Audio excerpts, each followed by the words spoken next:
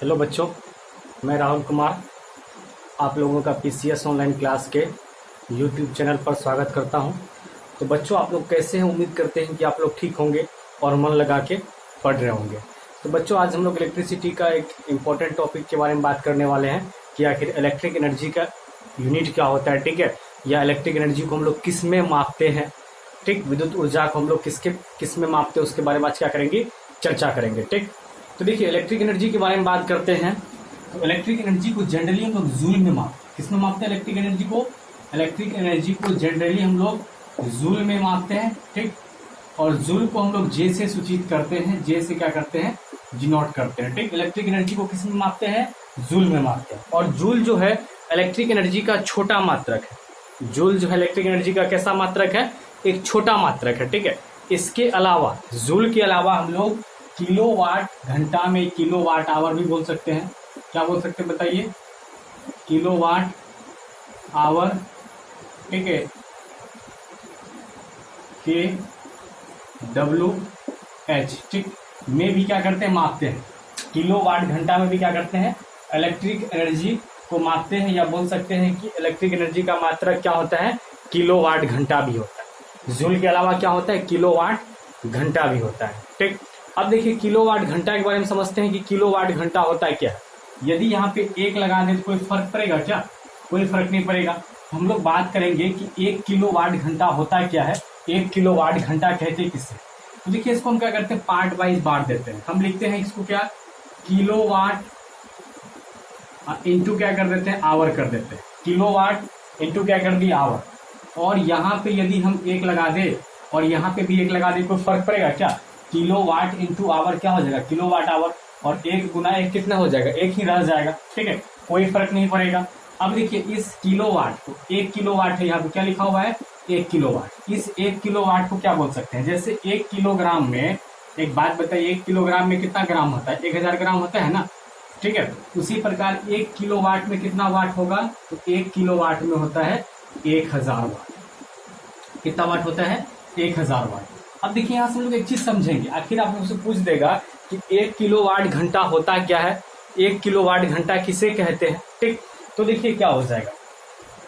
देखिए, यदि 1000 वाट का, कितना वाट का बताइए, 1000 वाट का कोई यंत्र, कोई उपकरण को यदि हम लोग यूज करते हैं, क्या करते हैं, यूज करते हैं, कितना घंटा, 1 घंटा। 1000 वाट का कोई उपकरण को यदि 1 घंटा यूज कर ले तो इलेक्ट्रिक एनर्जी जो खपत होगा, इलेक्ट्रिक एनर्जी जो यूज होगा, वो कहलाएगा 1 किलोवाट घंटा। ठीक है, 1 किलोवाट क्या कहलाएगा, आवर। यानी 1000 वाट का उपकरण, 1000 वाट का कोई इलेक्ट्रिक डिवाइस को यदि 1 घंटा यूज कर ले तो इलेक्ट्रिक एनर्जी जो यूज होगा वो किसके बराबर हो जाएगा, तो 1 किलोवाट घंटा के बराबर हो जाएगा। ठीक है, ये 1 किलोवाट घंटा का हम लोग क्या डिफिनेशन ही बोल सकते हैं। ठीक, अब देखिए एक बात, इसमें थोड़ा सा हम परिवर्तन करते हैं, इसका कुछ एग्जाम्पल लेते हैं। जैसे मान लीजिए आपके घर में 100 वाट का, मान लेते हैं 1000 वाट का कोई उपकरण नहीं है, 100 वाट का क्या है, 10 गो बल्ब। ठीक, तो 1 किलोवाट घंटा का एनर्जी कब खत्म होगा, तो 100 वाट का 10 बल्ब है। ठीक, तो टोटल कितना वाट हो जाएगा, 1000 वाट हो जाएगा। कितना वाट हो जाएगा, 1000। और इसको 1 घंटा चला दे, 100 वाट के 10 बल्ब को यदि 1 घंटा चला दे, कितना घंटा चला दे, 1 घंटा चला दे, तो एनर्जी जो खत्म होगा या एनर्जी जो यूज होगा, ठीक है, वो एनर्जी किसके बराबर हो जाएगा, 1 किलोवाट घंटा के बराबर हो जाएगा। या आपके घर में मान लेते हैं 100 वाट की जगह 200 वाट का बल्ब है, तो 200 वाट का 5 बल्ब, कितना बल्ब, 5 बल्ब यदि 1 घंटा जला दे, कितना घंटा जला दे, 1 घंटा। जैसे 200 वाट गुना 5 कितना हो जाएगा, 1000 वाट। तो 1000 वाट कितना घंटा चल गया, 1 घंटा। तो एनर्जी जो यूज होगा या एनर्जी जो यूज होगा वो किसके बराबर हो जाएगा, 1 किलो वाट आवर के क्या हो जाएगा, बराबर हो जाएगा। ठीक, या आपके घर में मान लेते हैं जैसे 3 बल्ब है, कितना बल्ब है, मान लेते हैं 3 बल्ब है, या मान लेते हैं 5 बल्ब है, और प्रति एक बल्ब कितना वाट का है, 10 वाट का है। ठीक है, टोटल कितना वाट हो जाएगा, 50 वाट। ठीक, और यदि और क्या कहता है, 3 पंखा है और प्रति एक पंखा का पावर कितना है, 50 वाट है।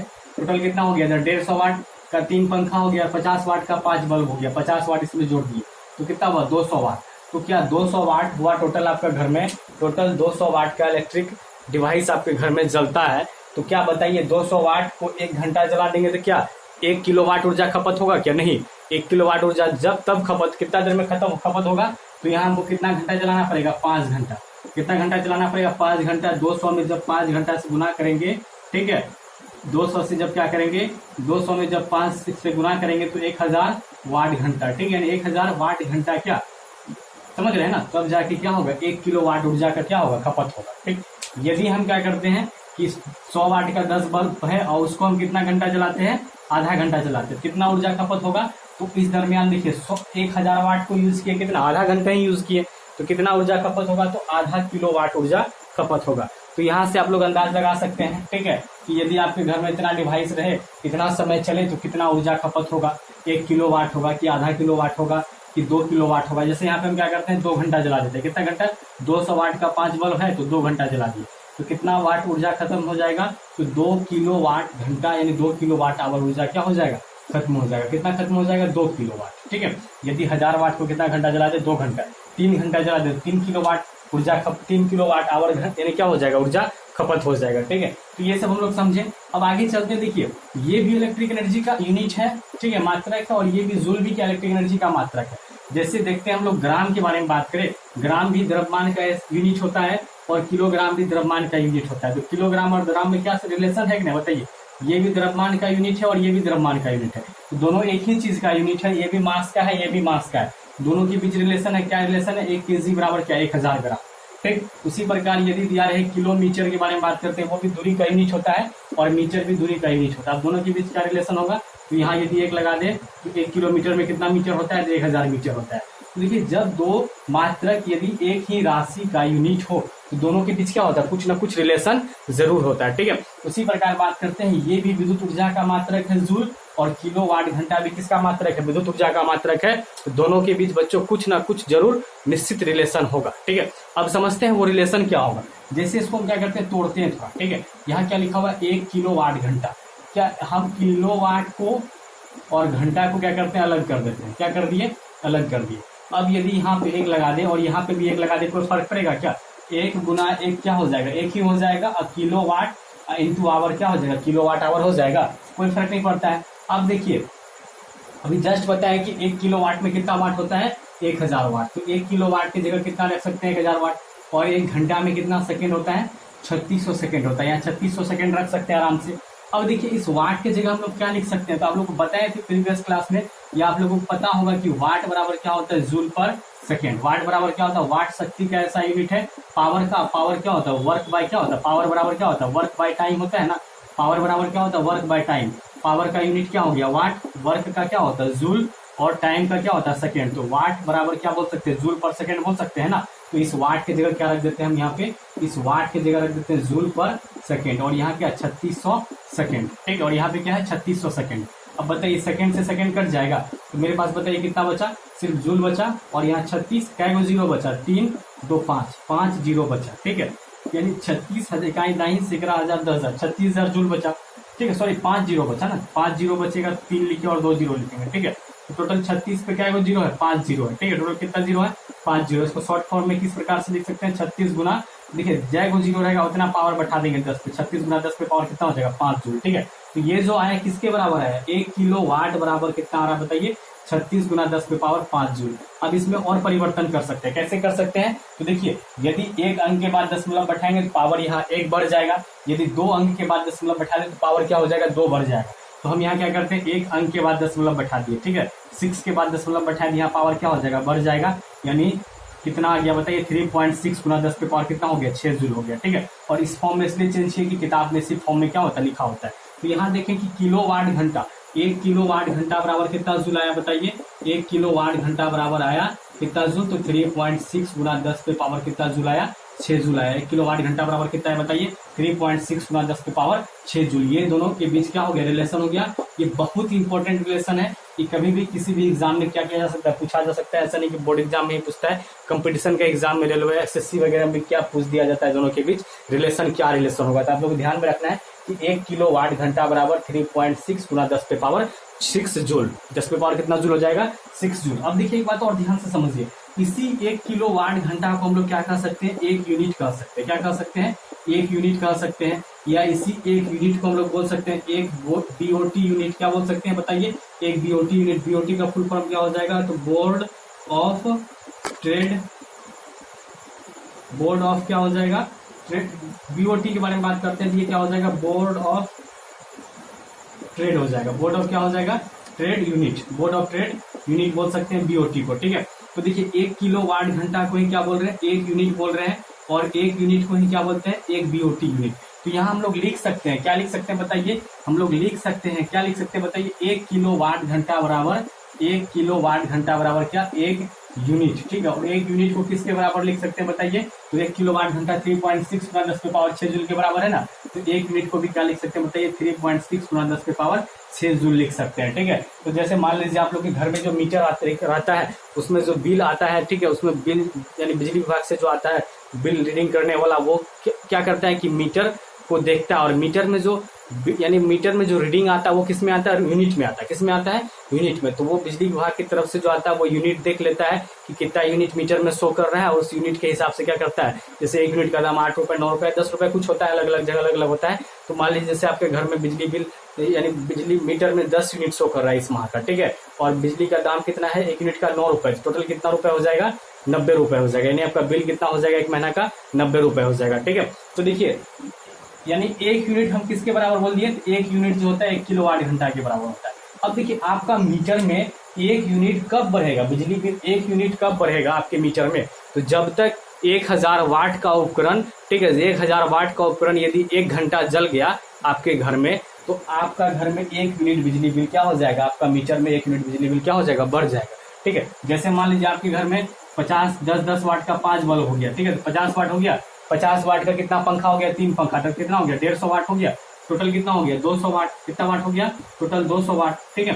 तो अब देखिए क्या 1 घंटा में 1000 यूनिट उठ जाएगा क्या, नहीं सर, 1 घंटा में 1 यूनिट उठ जाएगा, 1000 नहीं बोलेंगे, क्या 1 घंटा में 200 वाट का यदि उपकरण जल रहा है आपके घर में टोटल, तो क्या 1 घंटा में 1 यूनिट बिजली बिल उठ जाएगा, नहीं, 1 घंटा में नहीं उठेगा, 1 घंटा में नहीं, बल्कि कितना घंटा में उठेगा, 5 घंटा में, कितना घंटा में उठेगा, 5 घंटा जलेगा, तब जाके 1000 वाट घंटा क्या होगा, पूरेगा, कितना पूरेगा, 1000 वाट घंटा, ठीक है। तब जाके क्या होगा, 1000 वाट घंटा होगा, और 1000 वाट घंटा किसके बराबर होता है, 1 यूनिट के बराबर होता है, ठीक है। तो ये जो आपके घर में 200 वाट का उपकरण जल रहा है वो 5 घंटा जलेगा, तब जाके 1 यूनिट क्या होगा, बिजली बिल उठेगा, ठीक है।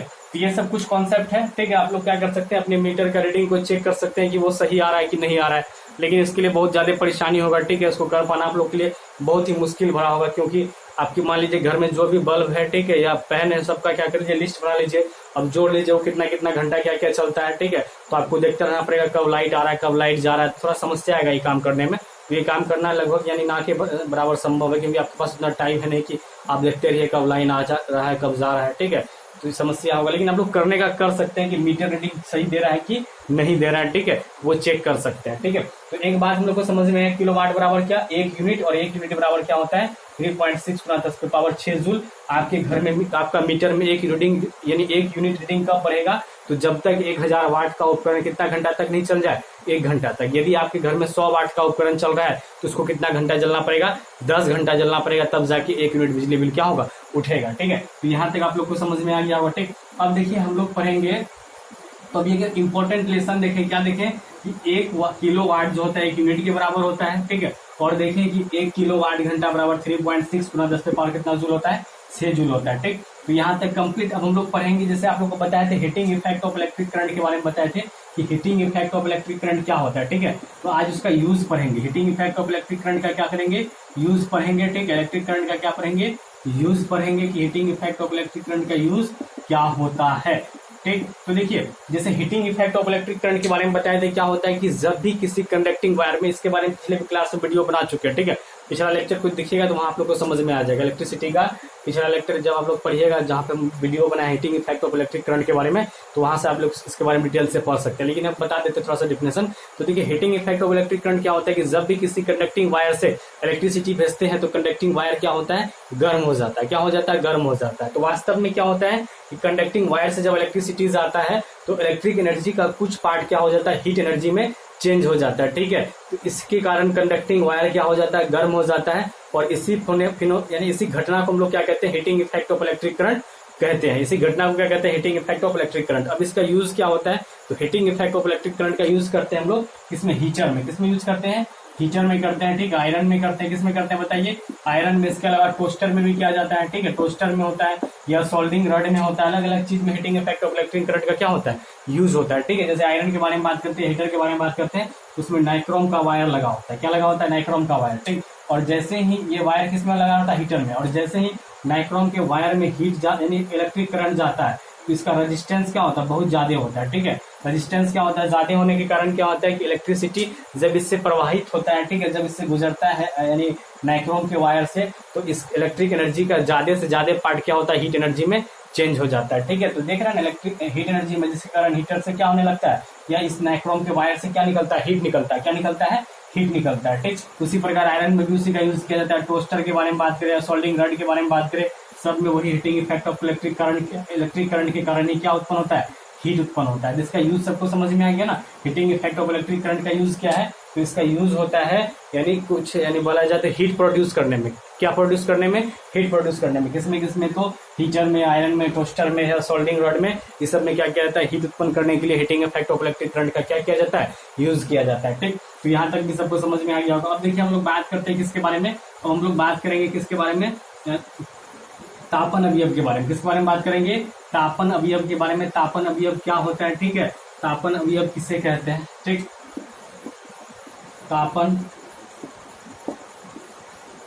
अवयव के बारे में बात करेंगे, तापन अवयव क्या होता है, ठीक है, तापन अवयव के बारे में समझेंगे।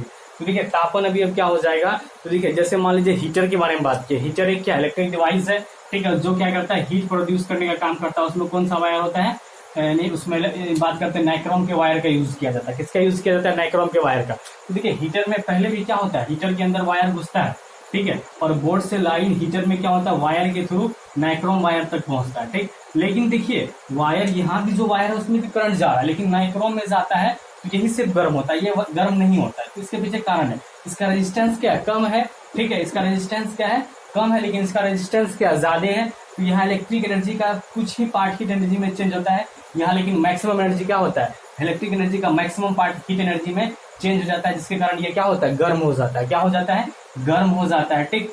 और ये गर्म हो गया, ठीक, क्या हो गया, ये गर्म हो गया, ठीक। इसमें जैसे इलेक्ट्रिक करंट गया, क्या हो गया, गर्म हो गया। तो इसी एलिमेंट को हम लोग क्या बोलेंगे, हीटिंग एलिमेंट बोलेंगे। इसी को क्या बोलेंगे, हीटिंग एलिमेंट यानी तापन अवयव बोलेंगे। क्या बोलेंगे, तापन अवयव यानी हीटिंग एलिमेंट बोलेंगे।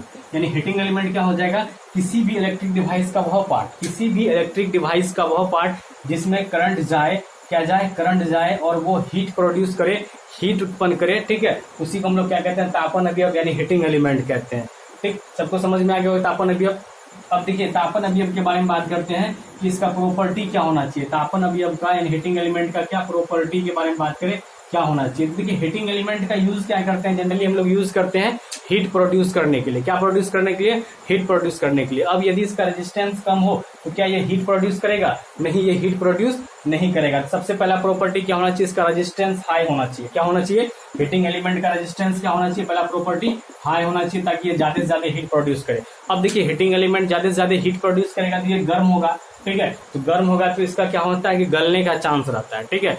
तो गलने से बचाने के लिए क्या होना चाहिए, इसका मेल्टिंग पॉइंट, ठीक है, गलनांक बिंदु क्या होना चाहिए, मेल्टिंग पॉइंट भी क्या होना चाहिए, ज्यादा होना चाहिए। मेल्टिंग पॉइंट भी क्या होना चाहिए, ज्यादा होना चाहिए, क्योंकि इसका रेजिस्टेंस ज्यादा होता है। रेजिस्टेंस ज्यादा होने के कारण क्या होता है कि इसका ताप क्या होता है, टेम्परेचर बढ़ जाता है, तो इसका गलने का डर बना होता है, ठीक है। तो इसको जो बनाएंगे हम लोग हीटिंग एलिमेंट के रूप में यूज करेंगे, उसका रेजिस्टेंस तो हाई होना ही चाहिए, साथ साथ मेल्टिंग पॉइंट भी क्या होना चाहिए, हाई होना चाहिए, ताकि उसको हीट मिले ज्यादा से ज्यादा, ये आसानी से क्या हुए, गले ना, ठीक। तो ये दो प्रॉपर्टी होना चाहिए हीटिंग एलिमेंट का यानी तापन अवयव का, पहला रेजिस्टेंस ज्यादा, दूसरा मेल्टिंग पॉइंट ज्यादा, ठीक। अब देखिए हीटिंग एलिमेंट के रूप में जनरली हम लोग यूज करते हैं नाइक्रोम का। किसका यूज करते हैं, यदि हीटिंग एलिमेंट का एग्जांपल पूछे तो आप लोग बता सकते हैं नाइक्रोम के वायर का यूज करते हैं हीटिंग एलिमेंट के रूप में।